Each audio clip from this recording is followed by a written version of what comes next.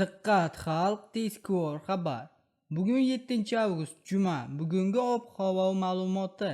Toshkent shahrida havo biroz bulutli bo'ladi. Yog'ingarchilik kutilmaydi. Shamol sharqdan 3-8 metr sekund tezlikda esadi. Harorat kunduzi 35-37 daraja, kechasi 21-23 daraja bo'ladi. Qoraqalpog'iston Respublikasi Xorazm viloyati havo biroz bulutli bo'ladi. Yog'ingarchilik kutilmaydi. Shamol sharqdan 9-14 metr sekund tezlikda esadi. Harorat kechasi 20-25 daraja, kunduzi 34-39 daraja bo'ladi. Buxoro va Navoiy viloyatlari havo biroz bulutli bo'ladi. Yog'ingarchilik kutilmaydi. Shamol sharqdan 7-12 metr sekund tezlikda esadi. Harorat kechasi 20-25 daraja, kunduzi 34-39 daraja bo'ladi. Toshkent, Samarqand, Jizzax, Sirdaryo viloyatlari havo biroz bulutli bo'ladi. Ba'zi joylarda o'zgaruvchan bo'ladi. Yog'ingarchilik kutilmaydi. Shamol sharqdan 7-12 metr sekund tezlikda esadi. Harorat kechasi 20-25 daraja, kunduzi 33-38 daraja bo'ladi. Qashqadaryo va Surxondaryo viloyatlari havo biroz bulutli bo'ladi. Yog'ingarchilik kutilmaydi. Shamol sharqdan 9-14 metr sekund tezlikda esadi.